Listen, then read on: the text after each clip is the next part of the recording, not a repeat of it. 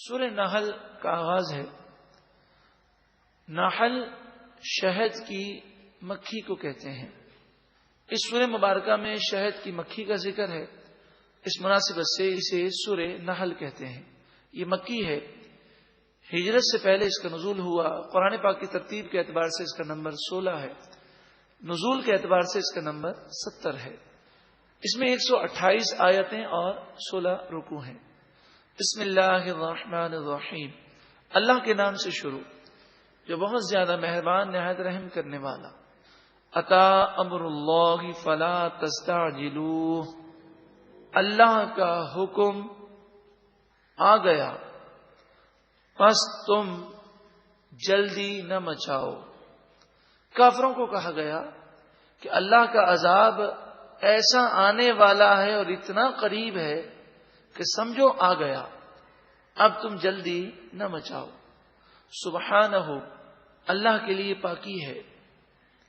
وتعالی عما یشرکون، اور وہ بلند و بالا ہے، اسے برتری ہے ان تمام چیزوں سے جسے وہ شریک ٹھہراتے ہیں، جو وہ شرک کرتے ہیں۔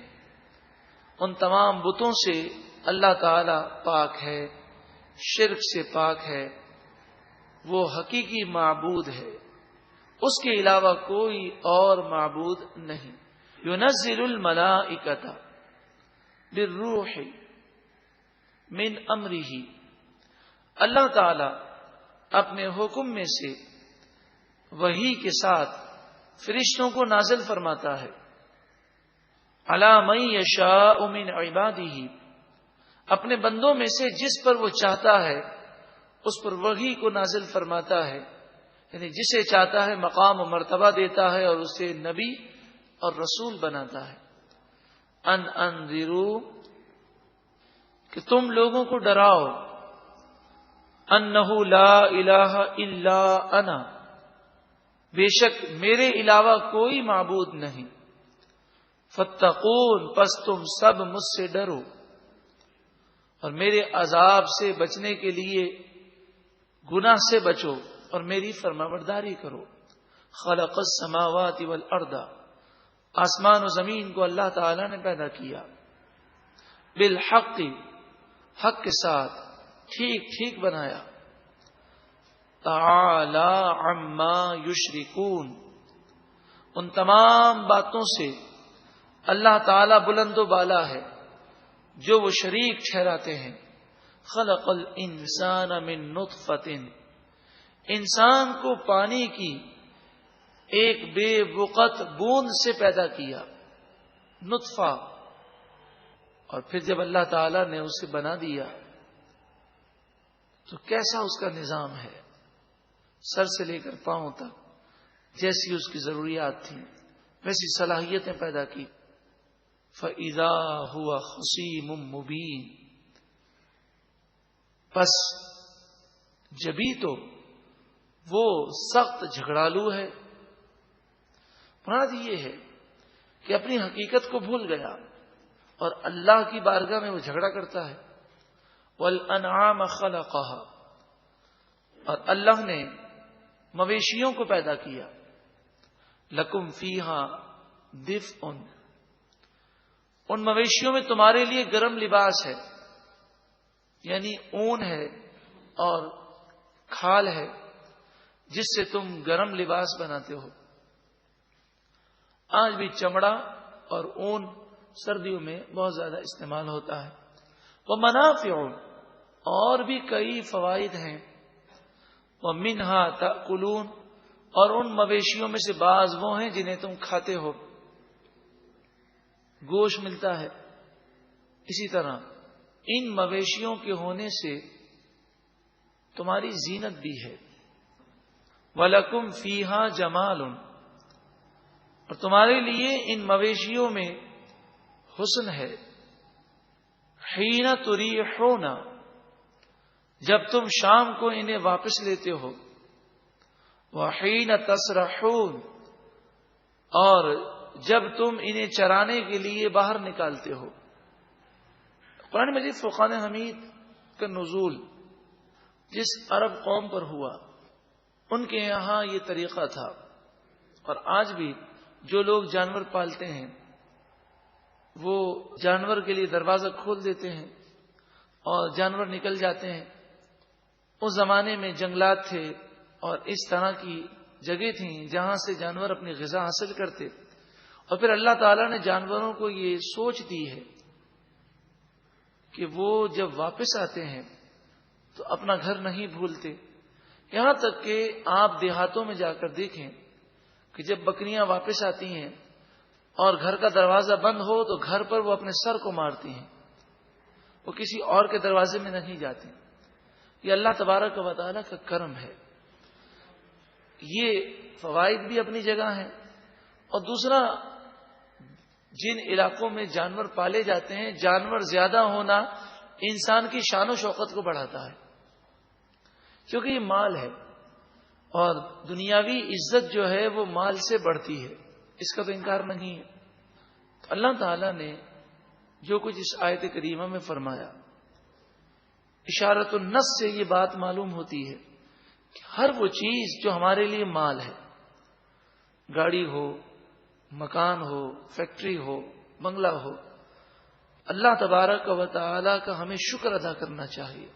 اور جو اللہ تعالی نے ہمیں دنیاوی عزت عطا فرمائی، اس دنیاوی عزت کو اللہ کی رضا کے لیے استعمال کریں۔ اگر 4 آدمی آپ کی عزت کرتے ہیں تو آپ انہیں دین کی بات بتائیں، انہیں نمازی بنائیں، انہیں قرآن کی طرف لے کر آئیں۔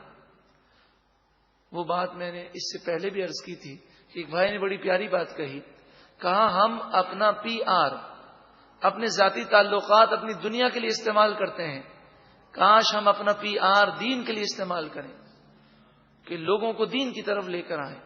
وَتَحْمِلُ أَثْقَالَكُمْ إِلَىٰ بَلَدٍ، اور یہ جانور تمہارے بوجھ کو اٹھا کر شہر تک جاتے ہیں، لم تکونوا بالغیہ، جہاں تم نہیں پہنچ سکتے۔ آج بھی جانوروں کے ذریعے سامان ٹرانسفر ہوتے ہیں، لیکن اب جانوروں کی جگہ پر دیگر گاڑیاں ہیں۔ تو اللہ تبارک و تعالی کا اس پر بھی ہمیں شکر ادا کرنا چاہیے، ورنہ ہم یہاں سے لے کر ناظم آباد اگر پیدل جائیں تو شاید پھر 3 دن تک کوئی اور کام ہی نہ کر سکیں۔ اللہ تبارک و تعالی نے انسان کو عقل عطا فرمائی، اور اس نے اپنی عقل سے یہ آسانی کے لیے سواریاں بنائی۔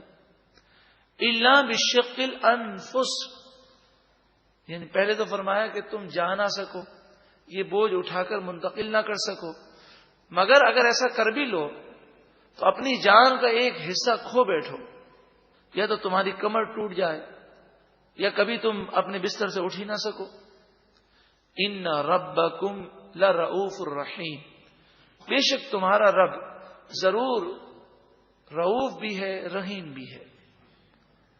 والخیل والبغال والحمیر لترکبوها وزینا، خیل گھوڑے، بغال خچر، حمیر گدے، یہ جانور ہیں جن پر تم سوار ہوتے ہو، اور یہ تمہاری زینت بھی ہے۔ قرآن مجید فرقان حمید کا اسلوب یہ ہے کہ قرآن مجید فرقان حمید جب نازل ہوا تو لوگوں کی عقل کے مطابق باتیں بتائی گئیں، اور جن باتوں کو لوگ نہ سمجھ سکتے تھے ان کا اشارہ دیا گیا، اس کی گہرائی نہیں بتائی گئی۔ اب دیکھیں، گھوڑے کا ذکر ہے، خچر کا ذکر ہے، گدے کا ذکر ہے، یہ سواری کے جانور ہیں اور ان سے انسان کی زینت ہے۔ لیکن آج کل تو انسان کی زینت اور سواری کے لیے کار ہے، اور بڑی کار میں بیٹھنا اترنا، اس کی سواری وہ انسان پسند کرتا ہے۔ قربان جائیے قرآن مجید فرقان حمید پر، اس نے تا قیامت پیدا ہونے والی سواریوں کا ذکر کر دیا، فرمایا وَيَخْلُقُ مَا لَا تَعْلَمُونَ، سواریوں کا ذکر ہے، فرمایا اللہ تعالیٰ وہ پیدا فرمائے گا جو تم جانتے نہیں ہو۔ تو جتنی سواریاں اور ٹرانسپورٹ کے جتنے ذرائع قیامت تک آئیں گے، اس کا ذکر اس آیت کریمہ میں موجود ہے۔ وہ اللہ نے پیدا کیے، کیونکہ انسان کو اللہ نے بنایا، اس کے ہاتھ اللہ نے بنائے، اس کے پاؤں اللہ نے بنائے، اسی عقل اللہ تعالیٰ نے دی، اور جس چیز سے گاڑیاں بنتی ہیں وہ تمام چیزیں دنیا کے اندر موجود ہیں، لوہا بھی موجود ہے، اس کے علاوہ دیگر چیزیں بھی موجود ہیں۔ گاڑی جس چیز سے چلتی ہے، پیٹرول، یہ ہم نے نہیں بنایا بلکہ زمین سے ہم نے نکالا ہے۔ وَيَخْلُقُ مَا لَا تَعْلَمُونَ، اللہ تعالی ان چیزوں کو پیدا فرمائے گا سواری کے لیے جو تم نہیں جانتے۔ وَعَلَى اللَّهِ قَصْدُ السَّبِيلِ، اور اللہ تک پہنچاتا ہے صراط مستقیم، درمیانہ راستہ۔ وَمِنْهَا جَائِرٌ، اور کچھ ٹیڑھے راستے ہیں جو اللہ تک نہیں پہنچاتے بلکہ بندے کو جہنم میں لے جاتے ہیں۔ وَلَوْ شَاءَ لَهَدَاكُمْ أَجْمَعِينَ، اگر اللہ تعالی چاہتا تو سب کو ہدایت دے دیتا، لیکن اس نے کسی کو مجبور نہیں بنایا، عقل عطا فرمائی، اب وہ ہدایت کو حاصل کرے اپنی عقل سے، تو یہ انسان کا اپنا بھلا ہے۔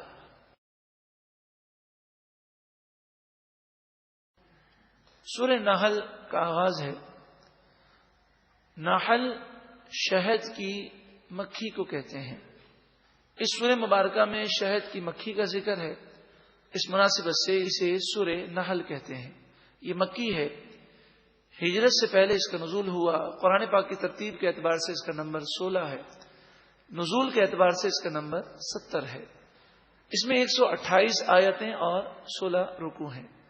بسم اللہ الرحمن الرحیم، اللہ کے نام سے شروع جو بہت زیادہ مہربان نہایت رحم کرنے والا۔ اتا امر اللہ فلا